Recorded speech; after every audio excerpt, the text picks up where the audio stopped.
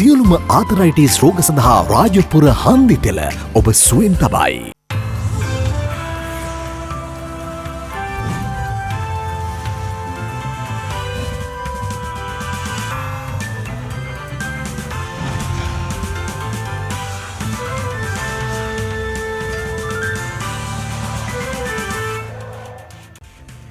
ආයුබෝවන් යථාර්ථවාදීව ලෝකයේ දෙස බලන්නට සත්‍ය සිදුවීම් සම්පින්ඩනයක පුවත් දිගහැරුම ශ්‍රද්ධා රූපවාහිනී 6:30 ප්‍රධාන ප්‍රවෘත්ති විකාශය සමගින් මම ලකිඳුණු අංග ප්‍රථමයෙන් සිරස්තල.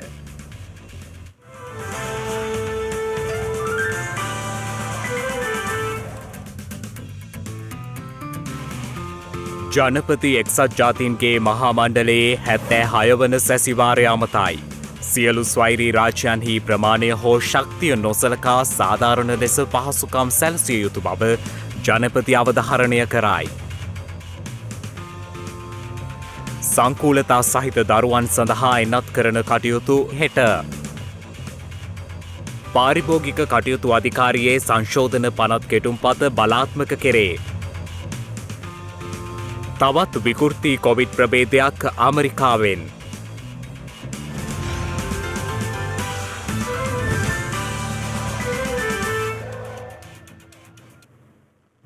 හෙට සිට දරුවන් සඳහා එනත් කරන කටයුතු ආරම්භ කරන බව සෞඛ්‍ය අමාත්‍යාංශය පවසනවා. ඒ අනුව සෞඛ්‍ය සේවා අධ්‍යක්ෂ ජනරාල්වරයා සඳහන් කළේ කොළඹ, කුරුණෑගල සහ අනුරාධපුර යන දිස්ත්‍රික්ක කේන්ද්‍ර කරගනිමින් මෙම වැඩපිළිවෙල ක්‍රියාත්මක කරන බවයි.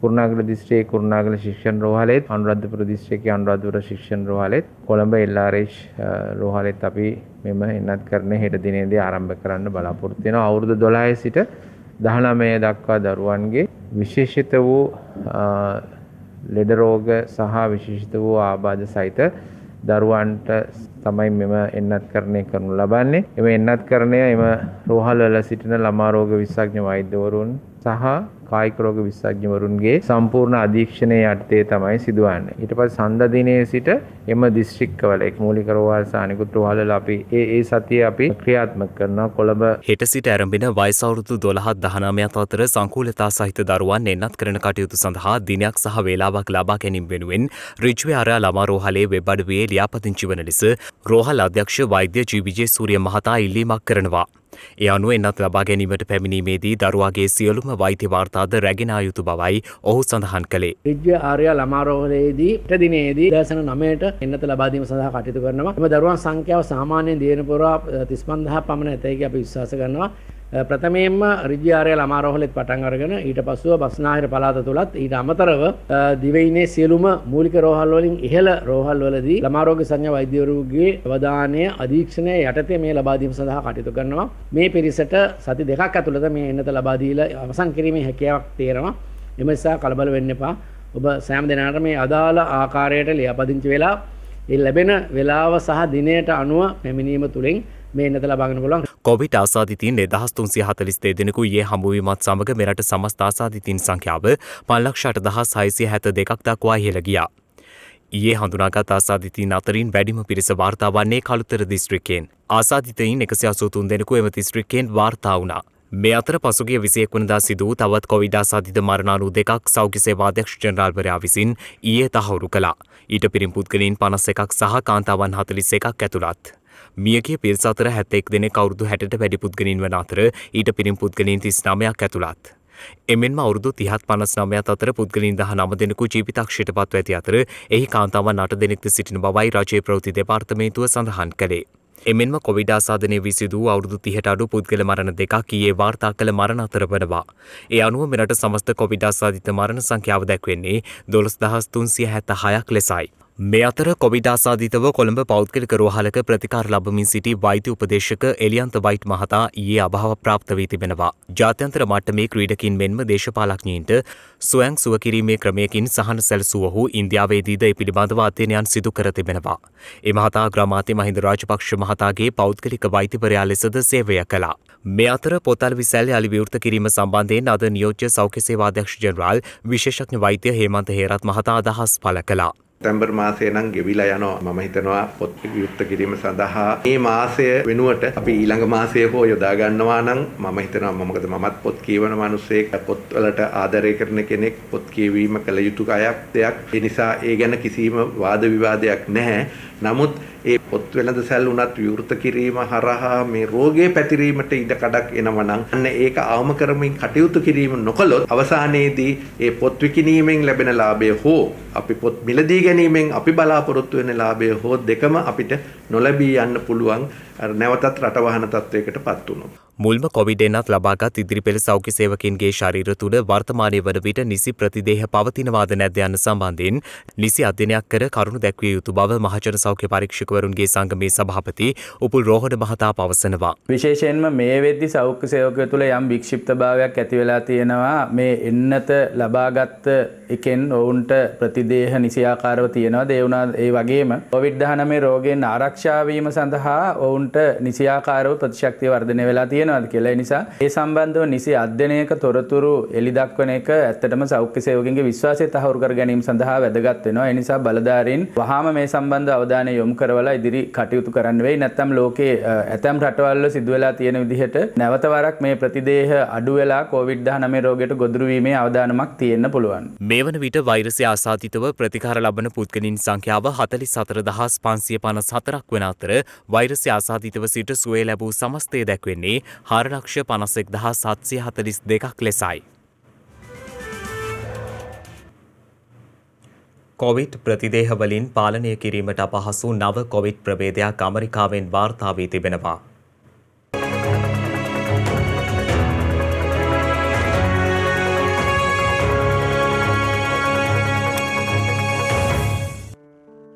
ඇල්ෆා බීටා ගැමා ඩෙල්ටා ලැම් සහ මියු යන ප්‍රමුඛ කොවිඩ් වෛරස් ප්‍රභේදයන්ට අමතරව තවත් විකෘති ප්‍රභේද කිහිපයක් ලොවපුරා විවිධ ප්‍රදේශවලින් වාර්තා වනවා. ඒ අතර ඇමරිකානු සහ ජපාන සම්බන්ධතාවයක් සහිත නව කොවිඩ් විකෘති ප්‍රභේදයක් ඇමරිකාවේ කෙන්ටකි ප්‍රදේශයේ සාත්තු නිවාසයකින් හඳුනාගෙන ඇති බව විදෙස් මාධ්‍ය වාර්තා සඳහන් කළා. එමෙන් මෙම මාධ්‍ය වාර්තා සඳහන් කළේ එහි නිවැසියන් සහ සෞඛ්‍ය සේවකයන් ඇතුළු 45 දෙනෙකුට වෛරසය ආසාදනය වී ඇති බවයි. ජපානයේ මුල්වරට බිහි වී ඇති R1 ලෙස හඳුන්වන නව විකෘති ප්‍රභේදය ප්‍රමුඛ ප්‍රභේදයක් බවට පත්විය හැකි ලක්ෂණ පවතින බවයි විද්‍යාඥයින් පෙන්වා දෙන්නේ. වයස අවුරුදු 65 ඉක්මවුවන්ට දෙවන මාත්‍රාව ලබා මාස 6ක් ගත වූ පසු ෆයිසර් එන්නතේ තුන්වන වර්තක මාත්‍රාවක් ලබා දීම FDA හෙවත් ඇමරිකානු ආහාර හා ඖෂධ පරිපාලන ආයතනය අනුමත කර තිබෙනවා. එහිදී දැඩි රෝගී තත්ත්වයට පත්වීමේ අවදානම සහිත පුද්ගලයින්ට මෙන්ම නිරන්තරයෙන් වෛරසයට නිරාවරණය වන පුද්ගලයින්ටද මෙලෙස තුන්වන මාත්‍රාවක් ලබා දීම යෝග්‍ය බවයි ඇමරිකානු FDA ආයතනය ප්‍රකාශ කර ඇත්තේ. මෙම තීරණයත් සමග මීට මාස 6කට පෙර කොවිඩ් එන්නතේ දෙවන මාත්‍රාව ලැබූ මිලියන සංඛ්‍යාත ඇමරිකානුවන්ට ෆයිසර් එන්නතේ තුන්වන මාත්‍රාවක් ලබා දීම ආරම්භ වනු ඇති බවයි විදෙස් වාර්තා සඳහන් කළේ. එමෙන්ම වයස අවුරුදු 16ක් වූ සියල්ලන්ට ෆයිසර් එන්නතේ තුන්වන හෙවත් වර්තක මාත්‍රාවක් ලබා දීම අනුමත කරන ලෙස ෆයිසර් සමාගම ඇමරිකානු ආහාර හා ඖෂධ පරිපාලන ආයතනයෙන් ඉල්ලීමක් කර ඇති බවද විදෙස් මාධ්‍ය වාර්තා කළා. මෙවන විට ඇමරිකාවේ වයස අවුරුදු 12ට වැඩි ළමුන් එන්නත්කරණයද ක්‍රියාත්මක වනවා. මේ අතර ඉන්දියාවේ නිෂ්පාදිත ඔක්ස්ෆර්ඩ් ඇස්ට්‍රසෙනිකා කොවිෂීල්ඩ් එන්නතට බ්‍රිතාන්‍ය අනුමැතිය හිමිව තිබෙනවා. කොවිෂීල්ඩ් එන්නත මෙතෙක් බ්‍රිතාන්‍යයේ සංචාරය සඳහා අනුමත එන්නතක් ලෙස නම් කර තිබුණේ නැහැ. මෙවන විට ඉන්දියානුවන් මිලියන 721කට ලබා දී ඇත්තේ කොවිෂීල්ඩ් එන්නතයි. බ්‍රිතාන්‍ය සිය රටට ඇතුළු කරගන්නා පූර්ණ එන්නත්කරණය ලැබූ විදේශිකයන්ට කොවිෂීල්ඩ් එන්නත ලැබුවන් මුල්වරට ඇතුළත් කළේ නැහැ. කෙසේ නමුත් ඊයේ එම තීරණය වෙනස් කරමින් කොවිෂීල්ඩ් එන්නත බ්‍රිතාන්‍ය අනුමත කොවිඩ් එන්නත ලෙස නම් කර තිබෙනවා. ඊට අදාළව එරට සංචාරක මාර්ගෝපදේශද වෙනස් කර ඇති බවයි විදෙස් වාර්තා සඳහන් කළේ.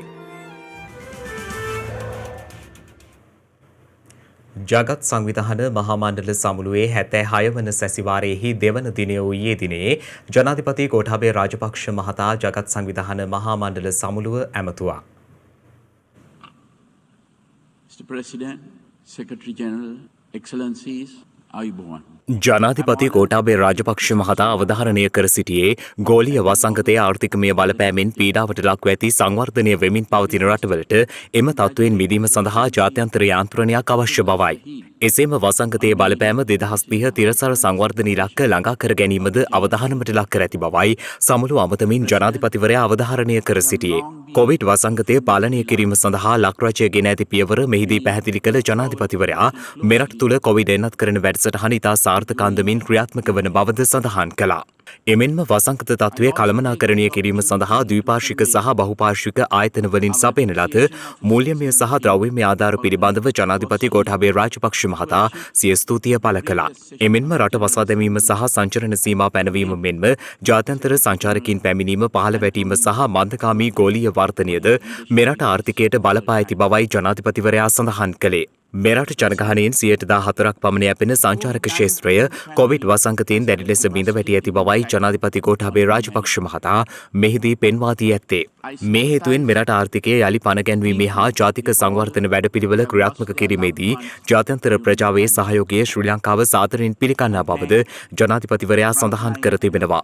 ආයෝජන ආකර්ෂණය කර ගැනීමට සහ වෙළඳ සම්බන්ධතා පුළුල් කර ගැනීමට මෙන්ම මෙරට භූපාය මාර්ග පිහිටීම ශක්තිමත් යටිතල පහසුකම් සහ පුහුණු ශ්‍රම බලකාය එහිදී උපරිම වශයෙන් ප්‍රයෝජනයට ගැනීමට අදහස් කරන බවයි ජනාධිපතිවරයා සඳහන් කළේ. ත්‍රස්තවාදය යනු ගෝලී අභියෝගයක් වන අතර එය ජය ගැනීමට නම් විශේෂයෙන් බුද්ධි තොරතුරු හුවමාරු කර ගැනීම වැනි කරුණුවලදී ජාත්‍යන්තර සහයෝගීතාව අවශ්‍ය වන බව ජගත් මහා මණ්ඩලයේදී ජනාධිපති ගෝඨාභය රාජපක්ෂ මහතා අවධාරණය කළා. පසුගිය අඩසියවසේදී ප්‍රචණ්ඩත්වය මගින් ශ්‍රී ලංකාවේ ජීවිත මෙන්ම දශක ගණනාවක සමෘද්ධියද අහිමි කර ඇති බවත් මෙවැනි ප්‍රචණ්ඩ ක්‍රියා නැවත කිසි දිනක ශ්‍රී ලංකාවේ සිදු නොවන බවට සහතික වීම සඳහා ලක්රජය කැපවී සිටින බවත් ජනාධිපතිවරයා අවධාරණය කළා. එමෙන්ම කල්පවත්නා සාමය සාක්ෂාත් කර ගැනීම සඳහා දේශීය ආයතන තුළින් වැඩි වගවීමක් ප්‍රතිස්ථාපන යුක්තියක් සහ අර්ථවත් සංහිඳියාවක් ඇති කිරීම අවශ්‍ය බවයි ජනාධිපතිවරයා වැඩිදුරටත් සඳහන් කළේ. වැටුප් විෂමතාවය ඇතුළු ඉල්ලීම් කිහිපයක් මුල් කරගනිමින් ගුරු විදුහල්පති වෘත්තීය සමිති කිහිපයක් වෘත්තීය ක්‍රියාමාර්ග ආරම්භ කොට අදට දින 74ක් ගත වනවා. ලංකා ගුරු සංගමය සඳහන් කළේ සිය වෘත්තීය ඉල්ලීම් දිනා ගැනීමට නම් සියලු ගුරුවරුන් මෙම අරගලය වෙනුවෙන් සහාය ලබා දිය යුතු බවයි. පවතින වැටුප් විෂමතාවය සම්බන්ධයෙන් රජයේ පාර්ශවයෙන් 2022 අයවැය මගින් විසඳුම් ලබා දෙන බවටත් එතෙක් මාසිකව රාජකාරියේ නිරත ගුරුවරුන් සඳහා රුපියල් 5000ක දීමනාවක් ලබා දීමට කටයුතු කළද ගුරු සංගම් විසින් අදාළ දීමනාව ප්‍රතික්ෂේප කරනු ලැබුවා. කෙසේ වෙතත් අධ්‍යාපන අමාත්‍යාංශය විසින් ඊට අදාළ චක්‍රලේඛයද නිකුත් කිරීමට පියවර ගනු ලැබුවා. මේ අතර ලංකා ගුරු සංගමය සඳහන් කළේ ඉල්ලීම් දිනා ගනිමින් සිය වෘත්තීය ඉල්ලීම් දිනා ගැනීමට නම් සියලු ගුරුවරුන් මෙම අරගලය වෙනුවෙන් සහාය ලබා දිය යුතු බවයි. දවස් 24ක් තිස්සේ කැබිනට් තීරණය ගැනීමෙන් අනතුරුව තවදුරටත් සාකච්ඡා ලබා නොදෙමින් මේ ප්‍රශ්නය දිග්ගස්සමින් තිබෙනවා. සෞන්දර්ය සූදානම් වෙනවා 200ට අඩු පාසල් විවෘත කරන එකකට යන්න. ආදරෙන් ඉන්නවා දරුවන් සමග ඒ කටයුතු වලට සහභාගී වෙන්න. හැබැයි ඊට පෙර අපේ ප්‍රශ්නය විසඳන්න කටයුතු කළ යුතු තිබෙනවා. නැත්නම් නැවත වටකින් අලුත් අර්බුද මතුවෙන්න හැකියාව තිබෙනවා. ඊයේ දවසේ මට කොළඹ ප්‍රදේශයේ ගුරුවරියක් දුරකථනයෙන් හම්තුමින් කිව්වේ ඇය ආසන්නයේ ඉන්නවා තව කොළඹ ප්‍රධාන පාසල් ගණනාවක ගුරුවරුන් ඔවුන්ගේ පැත්තෙන් මේ අරගලයේ සම්බන්ධයෙන් කිසිදු දායකත්වයක් ලබා දෙන්නේ නැහැ. නිසා අපි ඉල්ලනවා සියලුම ගුරුවරුන්ගේ විදුහල්පතිවරුන්ගෙන් ඒ සඳහා දායක වෙන්න. ඔබ ඇක්ටිව් පාර්ටිසිපන්ට්ස් ලවෙන් නිෂ්ක්‍රීය බලා සිටින්නෝ බවට පත් වුණොත් මේ අරගලේ කොතරම් දින ගාණක් ඇදෙයිද කියලා අපි දන්නේ නැහැ. මේ අතර මේ වන විට වර්ජනයේ නිරත නොවී තවදුරටත් ඔන්ලයින් අධ්‍යාපන කටයුතු සිදු කරන ගුරුවරුන්ට තර්ජන එල්ලවන බවට සිදු කරන ලද පැමිණිලි විභාග කිරීම සම්බන්ධයෙන් මහජන ආරක්ෂක අමාත්‍ය රියාද් මිරාල් සරත් වීරසේකර මහතා මාධ්‍ය වෙත අදහස් පළ කළා. රජයේ සේවකයන්ගේ රාජකාරියට බාධා කිරීම බරපතල වැඩ ඇතුව සිරදඩුවන් ලැබිය යුතු වරදක්. ඒ වගේම වර්ජනය නොතකා දරුවන්ට ආදරයෙන් උගන්වන ගුරුවරුන්ට ගුරුවරියන්ට ඔවුන්ට වචනයකින් හෝ බලපෑමක් කළොත් ඔවුන්ට විරුද්ධව දැඩි ලෙස නීතිය ක්‍රියාත්මක කරන බව මම අමාත්‍යවරයා හැටියට මේ අවස්ථාවේදී කියන්න කැමැතියි. වර්ජනයට සහභාගී වෙන්න පුළුවන් ඕන කෙනෙක්ට ඒක ප්‍රජාතන්ත්‍රවාදී අයිතියක් කාටවත් ඒකට විරුද්ධ වෙන්න බෑ. නමුත් ඊටාම කරුණාවෙන් ඉල්ලා සිටිනවා රටේ දරුවන් ගැන හිතලා දරුවන්ගේ අනාගතය ගැන හිතලා උගන්වන්න පටන් ගන්න කියලා. අධිකරණ අමාත්‍ය අලි සබ්රි මහතා අද පෙරවරුවේදී වැලිකඩ බන්ධනාගාරයේ නිරීක්ෂණ චාරිකාවකට එක් වුණා.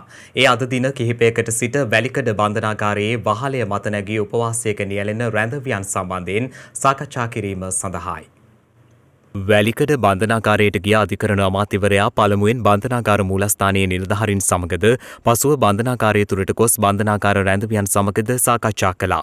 ඉන් අනතුරුව මාධ්‍යයට අදහස් දක්වමින් අමාත්‍යවරයා ප්‍රකාශ කළේ දීර්ඝ කාලීනව බන්ධනාගාරගතව සිටින රැඳවියන් ඔවුන්ගේ යහපත් කල්ක්‍රියා මත සිරදඬුවම් අඩු කරන ක්‍රමවේදයකට යාමට උපදෙස් ලබා දුන් බවයි. මීට පෙර 1998 වෙනකන් ලංකාවේ තිබිලා තියෙනවා US සමාලෝචනය කියලා දෙයක්. ඒ කියන්නේ සිරකරුවන්ගේ පුනරුත්ථාපනය සහ යහපත් කල්ක්‍රියාව පිළිබඳව සලකා බලලා උන් ගත කරන සිරගත කරන කාලයේ අඩු කිරීමක් පිළිබඳව. ඒ පිළිබඳව අපි වෙනම වාර්තාවක් සකස් කරලා තියෙනවා ගිය අවුරුද්ද වෙනකොට. අපි බලාපොරොත්තු වෙනවා අතිගරු ජනාධිපතිතුමත් එක්ක කතා කරලා විශේෂයෙන්ම අපේ සමාජයට හානියක් නොවන ආකාරයට යහපත් කල්ක්‍රියාවෙන් කටයුතු කරන ලද යම් අපරාධකාරුවන් විසින් ඒ කරන ලද කාලයට සාපේක්ෂව අඩු කිරීමක් කරලා ඔවුන්ගේ සමාවේ ලිහිල් කිරීමක් ලබා දීමේ හැකියාවක් තියෙනවද? ඒ කියන්නේ එකපාරට මෙලියට යනවා කියන එක නෙවෙයි. ගත කරන කාලය අඩු කිරීමක් කරන්න පුළුවන් වෙයිද? අපි මේක දඬුවමක් ලෙස ලබා දෙනවට වැඩිය ඔවුන්ව යලි පුනරුත්ථාපනය කිරීමක් හැටියට අපිට මේක සලකා බලන්න පුළුවන්ද කියන එක මම දිගින් දිගටම කියපු එකක් තමයි.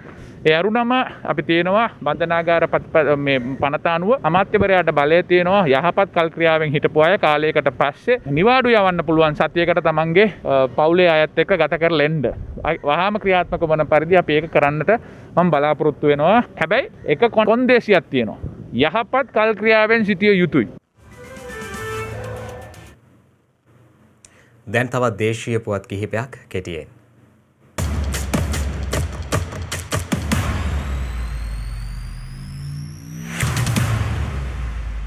පාරිභෝගික කටයුතු අධිකාරියේ ගෙනා සංශෝධන පනත් කෙටුම්පතට කතානායකවරයා සිය සහතිකය සටහන් කර තිබෙනවා. කතානායක මහින්දයාප අබේවර්ධන මහතා ඊයේ පස්වරුවේ මෙලෙස සිය සහතිකය සටහන් කළ බවයි පාර්ලිමේන්තු සංනිවේදනාංශය සඳහන් කළේ. ඊයේ පාර්ලිමේන්තුවේදී මෙම පනත් කෙටුම්පත විවාදයට ගැනීමෙන් අනතුරුව සංශෝධන රහිතව සම්මත වුණා. වෙළඳ අමාත්‍යවරයා විසින් 2021 සැප්තැම්බර් 6 වන දින පාර්ලිමේන්තුවට ඉදිරිපත් කරන ලද මෙම පනත් කෙටුම්පත 2021 අගෝස්තු 19 වන දින ගැසට් පත්‍රයේ පළ කෙරුණා. ඒ අනුව 2003 අංක 9 දරන පාරිභෝගික කටයුතු අධිකාරිය සංශෝධන සහිතව මෙම පනත ඊයේ සිට බලාත්මක කර තිබෙනවා.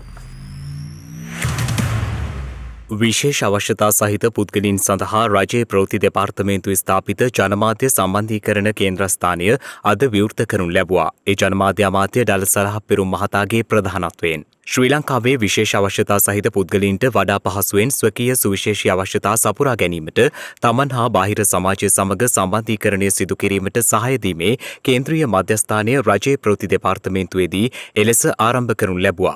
ජනමාධ්‍ය අමාත්‍ය ඩල සලහපෙරුම් මහතාගේ සංකල්පයක් අනුවයි මෙම සම්බන්ධීකරණ කේන්ද්‍රීය මධ්‍යස්ථානය ඉදිකර ඇත්තේ. ඉලක්කගත කණ්ඩායමේ අවශ්‍යතාවන්ට අනුරූප වන පරිදි පිවිසුම් මාර්ග සකස් කිරීම, සනීපාරක්ෂක පහසුකම් සැලසීම, දෘශ්‍යාබාධ සහිත පුද්ගලයන් වෙනුවෙන් පිවිසීමේ මන්තිරු ඉදි කිරීම, වාහන නතර කිරීමේ පහසුකම් සැලසීම ආදිය කෙරෙහි අවධානය යොමු කර මෙම කේන්ද්‍රස්ථානය සකස් කර තිබෙනවා. නිදහස් අධ්‍යාපනයේ පියා ලෙස සැලකෙන ආචාර්ය CW කන්නංකර මහතා දැයින් සමුගෙන අදට වසර 52ක්. ඒ වෙනුවෙන් ආචාර්ය CW කන්නංකර මහතාගේ පිළිරුවට පුෂ්පෝපහාර දැක්වීමේ අවස්ථාවක් අද පැවැත්වුණා. ඒ අධ්‍යාපන අමාත්‍ය දිනේෂ් ගුණවර්ධන මහතාගේ ප්‍රධානත්වයෙන් බත්තරමුල්ල ඉසුරුපාය අධ්‍යාපන අමාත්‍යාංශ පරිශ්‍රයේදී සඳහිරු සෑයේ උතුම් චූඩාමාණික්‍ය සහ කොත් වහන්සේ මේ වන විට කළුතර බෝධි පරිශ්‍රයේ තැන්පත් කර තිබෙනවා. දැඩි සෞඛ්‍ය මාර්ගෝපදේශයන්ට අනුව දිනපතා ගරුතර මහා සංඝරත්නයේ ප්‍රධානත්වයෙන් මෙහිදී ආගමික වතාවත් සිදු කෙරෙන අතර ඉදිරියේදී චූඩාමාණික්‍ය සහ කොත් වහන්සේ රැකතු රථ පෙරහර අනුරාධපුරය දක්වා දිවයිනේ ප්‍රදේශ රැසක් ආවරණය වන පරිදි වීථි සංචාරය කිරීමට නියමිතයි.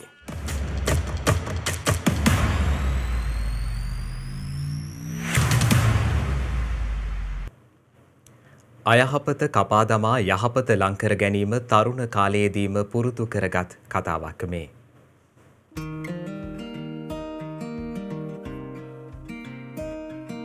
ඔහු තරුණයෙක්. ඒ නිසාමයි මේ කතාව අපිට වැදගත් වෙන්නේ. සමහර වෙලාවට තරුණ ජීවිතය යන්නෙම වැරදි පාරවල් වල. නැත්නම් මුදල් පස්සේ වෙන්නත් පුළුවන්. විනෝදයත් ඒ අතරේ තියෙනවා. ඒත් දුකට පිහිටවන තරුණ හදවත් අපේ ලෝකයට ගොඩක් ඕනේ.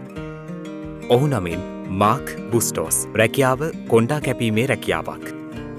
හැබැයි ඔහු වෙනස්. ජීවත් වුණේ නිව්යෝක් වල. ඔහුට කරන්න පුළුවන් හොඳම දේ ඔහු සිදු කරනවා. ඒ මංමාවත්වල ඉන්න නිවාස නොමැති අයගේ කොණ්ඩය කපා දැමීම. මාක් කියනවා මේ කාර්ය ආරම්භ කිරීම හරි අභියෝගාත්මක දෙයක් කියලා. ඒ නිසා මුලින් මාක් කලේ පාරේ යමක් ඉල්ලන මිනිස්සුන් වෙත ලං වුණා. ඔවුන්ගේ අවශ්‍යතා සොයාගත්තා. සිය රැකියාව ඔවුන්ට කිව් විගසම ඔවුන්ගේ ඉල්ලීමුනේ කොණ්ඩය කපා දෙන ලෙස.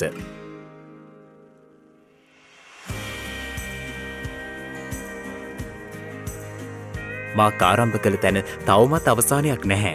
ඔහු හැම තැනකම මේ විදියට මහමාවතේ ජීවිතය සොයන මිනිස්සුන්ට උපකාර කරනවා.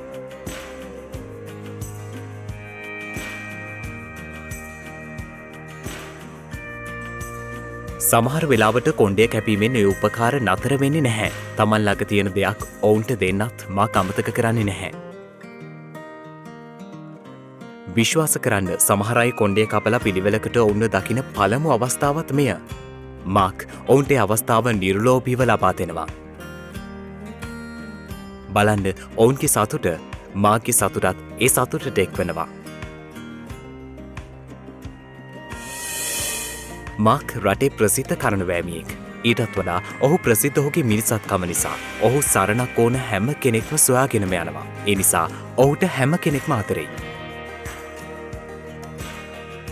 කපන්න ඕනේ අයහපත් දේවල්. වැඩෙන් නිඩාරින්න ඕනේ යහපත. එතකොට මුදල, ධනය, බලය හැම දේටම වඩා ඉහළින් පළදරන්නේ මනුස්සකම. තරුණකම ජීවිතයේ යහපත සොයන්න හොඳම තැනක්. ලැබෙන දේවල් වලින්ම ඒ යහපත කරන්න ලැබීමත් තවත් වැදගත් දෙයක්.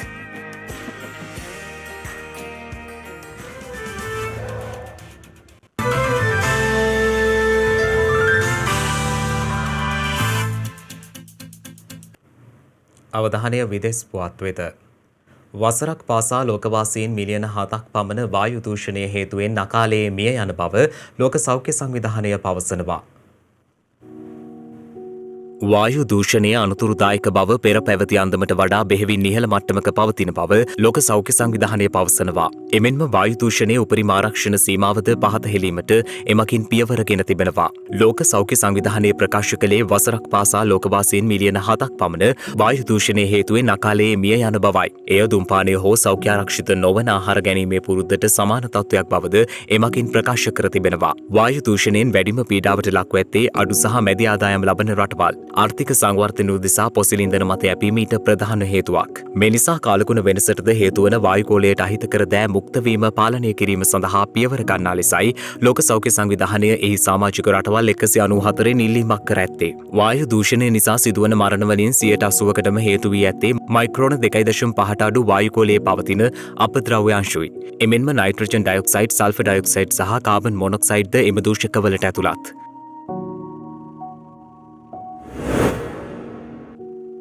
මේ අතර මින් ඉදිරියට විදේශයන්හි ගල්ලංකුරු තාප විදුලි බලාගාර ඉදි නොකරන බව චීන ජනාධිපති ෂී ජින්පින් ප්‍රකාශ කළා. ගෝලීය හරිතාගාර වායු මුක්ත වීම අවම කිරීමේ පියවරක් ලෙසින් එම තීරණයට එළඹුණු බවයි එක්සත් ජාතීන්ගේ මහා මණ්ඩලය වීඩියෝ තාක්ෂණය ඔස්සේ අමතමින් චීන ජනාධිපතිවරයා ප්‍රකාශ කළේ. නව සේද මාර්ග ව්‍යාපෘතිය යටතේ චීනය, ඉන්දුනීසියාව, වියට්නාමය ඇතුළු රටවල් රැසක ගල්ලංකුරු තාප බලාගාර ඉදි කිරීමට දායක වුණා. එහෙත් එමගින් සිදුවන පරිසර දූෂණය හේතුවෙන් පැරිස් කාලගුණ සම්මුතියේ ඉලක්ක ළඟා කර ගැනීම අභියෝගයක් වී තිබෙනවා. චීන ජනාධිපතිවරයා වැඩිදුරටත් සඳහන් කළේ හරිත සහ අඩු කාබන් මුක්තවීමක් සහිත බලශක්ති ව්‍යාපෘති සඳහා චීනය සංවර්ධනය වෙමින් පවතින රටවලට සහාය වීමට අපේක්ෂා කරන බවයි.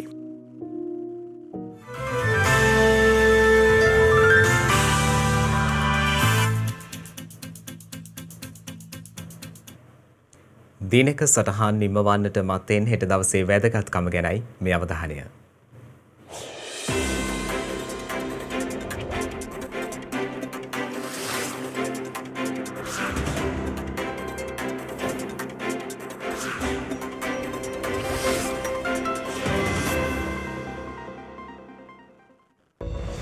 හෙට සැප්තැම්බර් 24 වනදා මෙරටට විශාල සේවයක් ඉටු කරමින් දේශීය සංස්කෘතිය නගා සිටුවීමට කැප වූ ඩී.එස්. සේනානායක මහතා නිදහස් ශ්‍රී ලංකාවේ පළමු අග්‍රාමාත්‍යවරයා ලෙස පත්ව ඇත්තේ 1947 සැප්තැම්බර් මාස 24 වන දිනයි. යෝධ වැව වනජීවී රක්ෂිත අභය භූමියක් ලෙස ප්‍රකාශයට පත් කර ඇත්තේ 1954 වර්ෂයේ සැප්තැම්බර් මාස 24 වන දිනයි. නාසා ආයතනය විසින් ඕසෝන් ස්තරයේ ඇති දැවැන්ත සිදුර පිළිබඳව තහවුරු කළ වාර්තා ඉදිරිපත් කර ඇත්තේ 2006 වර්ෂයේ හෙටවැනි දිනකයි.